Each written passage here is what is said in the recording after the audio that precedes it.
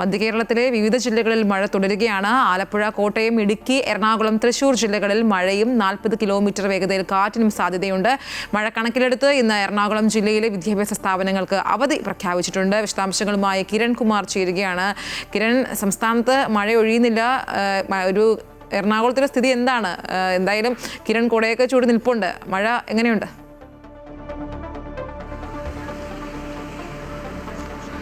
ഐശ്വര്യ, ഏതായാലും മഴയുടെ ശക്തിക്ക് കുറവുണ്ടെങ്കിലും മഴ ഇപ്പോഴും തുടരുക തന്നെയാണ്. എറണാകുളം ജില്ലയുടെ വിവിധ ഭാഗങ്ങളിൽ വെള്ളം കയറുന്നതായിട്ടുള്ള ഒരു സാഹചര്യം തന്നെ ഉണ്ടായിരുന്നു. ഈ ഒരു സാഹചര്യം കണക്കിലെടുത്ത് ഇന്നും ജില്ലയിൽ ഓറഞ്ച് അലർട്ട് തന്നെയാണ് പ്രഖ്യാപിച്ചിരിക്കുന്നത്. ശക്തമായ മഴയ്ക്കും ഒപ്പം തന്നെ 40 കിലോമീറ്റർ വേഗതയിൽ കാറ്റ് വീശാനും സാധ്യതയുണ്ട് എന്നുള്ളൊരു കാര്യമാണ് കാലാവസ്ഥാ നിരീക്ഷണ വകുപ്പ് അറിയിച്ചിരിക്കുന്നത്. ഈ ഒരു സാഹചര്യത്തിൽ ജില്ലയിലെ വിദ്യാഭ്യാസ സ്ഥാപനങ്ങൾക്ക് ഇന്ന് അവധി പ്രഖ്യാപിച്ചിട്ടുണ്ട്. ഏതായാലും മഴ തുടരുന്നുണ്ടെങ്കിലും വലിയ രീതിയിലുള്ള നാശനഷ്ടങ്ങളൊന്നും തന്നെ ഈ എറണാകുളം ജില്ലയിൽ നിലവിൽ ഇപ്പോൾ റിപ്പോർട്ട് ചെയ്യപ്പെട്ടിട്ടില്ല.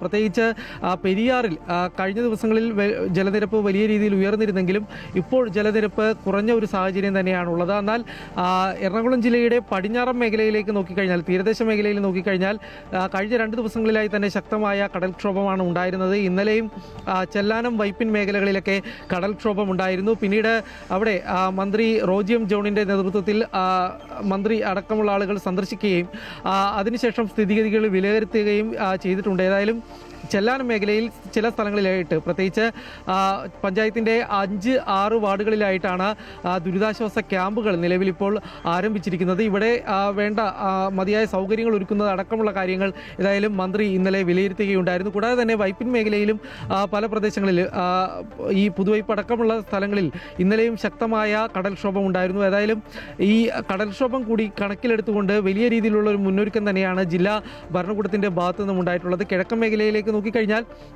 കഴിഞ്ഞ ദിവസം വലിയ രീതിയിലുള്ള വെള്ളം ഉയരുന്ന ഒരു സാഹചര്യവും ഒപ്പം തന്നെ മണ്ണിടിച്ചിലടക്കമുള്ള കാര്യങ്ങളൊക്കെ ഉണ്ടായിരുന്നെങ്കിൽ പോലും ഇപ്പോഴേതായാലും സ്ഥിതി ശാന്തം തന്നെയാണ്.